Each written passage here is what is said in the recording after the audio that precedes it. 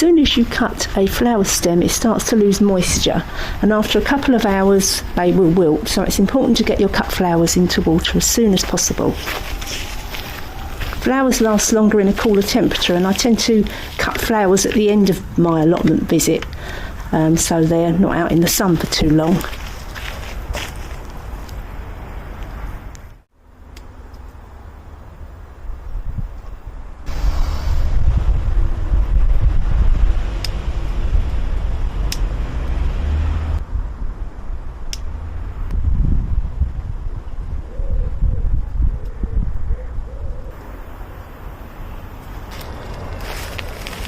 I'm just picking the last of the sweet peas. Most of my sweet peas now are over, but these lovely lilac ones are still left.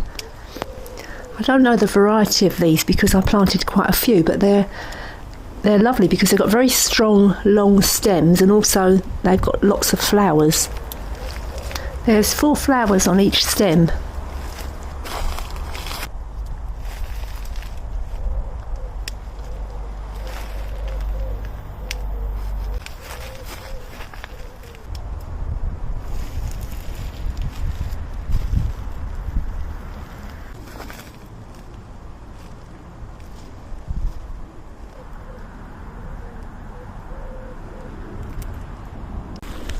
Sweet peas in the UK at least are at their best in June and July. The plants start to produce these little pea pods, and when that happens you know that it's coming to the end of its cycle. If you remove these pods as soon as you see them, you can keep the sweet peas going for a couple of more months. For mine, sadly, it's a bit too late for that because now they've got green fly, they've got aphids, and there's just too many seed pods for me to pick off. I think it's time to say goodbye to my lovely sweet peas. Of course, I've still got my snapdragons flowering in abundance, and I've got these lovely dahlias too.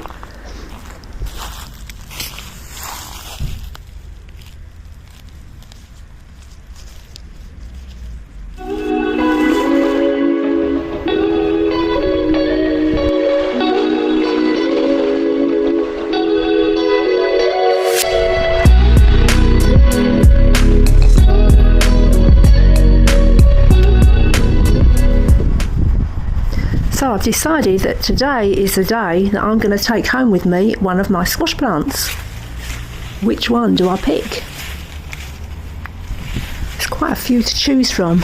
I'm always amazed when I see these. I mean, all this squash came from one little tiny plant. Okay, so it's going to be this one. It's the biggest one. It's very firm, and also this stem has turned black, so I don't know if that's a sign that they're ready for picking, but it's coming out anyway.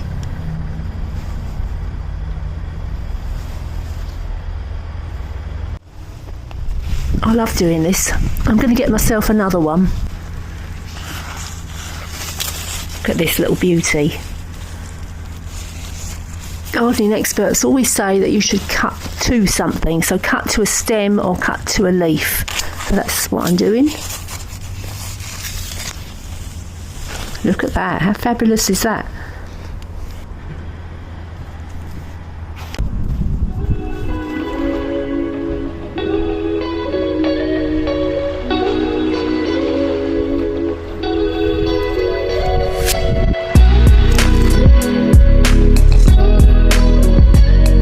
So now, after picking those fabulous squash plants, I'm going to see what's happening in the radish bed. They're definitely ready to come up. This one doesn't look too bad, it's quite big. Oh, it's got a hole just at the back there. You can see there's a hole there.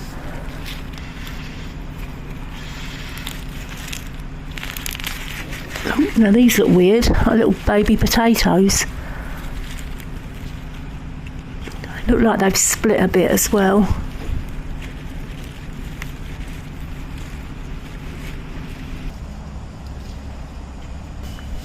Oh wow, look at this. Now tell me what you think this is. It's huge, it's supposed to be a radish. I always think of radishes as small and little red things.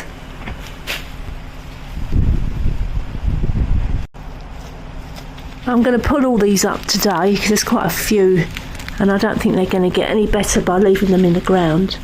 I mean, that one's not too bad. There might be some that I can use. Now that's a nice little one. Maybe it's the right colour.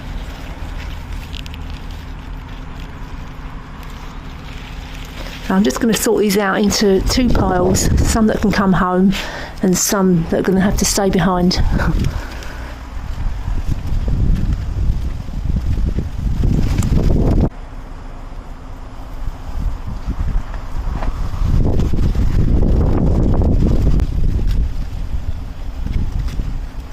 So that is what I am taking home.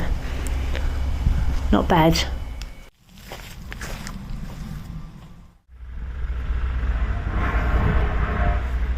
So I have finally managed to get my frames put up.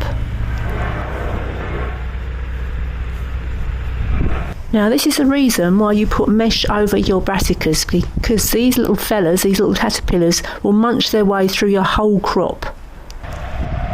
Now this plot originally had onions, which I've dug up, nasturtiums, which I've removed, and also carrots, and there are still some carrots left because they're still rather small. In here, which is an old dog frame with mesh on top, are cauliflowers. It's quite a fine mesh and it keeps the butterflies out.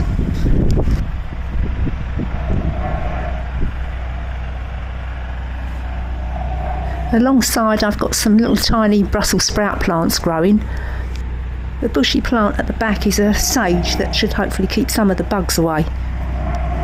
Over here are rainbow chard, and also I've got the carrots. The carrots have been in, well, a couple of months, but they're not growing much, so I'm just going to leave them there.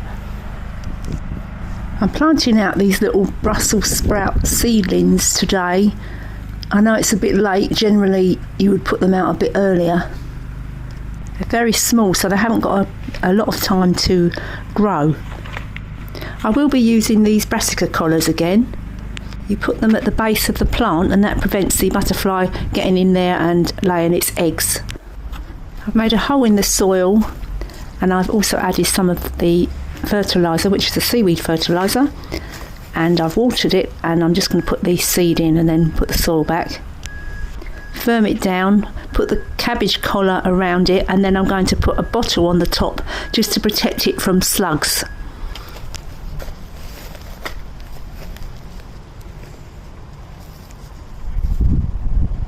I've been told by gardening experts with lots of experience that it's a little bit late to put these out, but I'm going to try them anyway.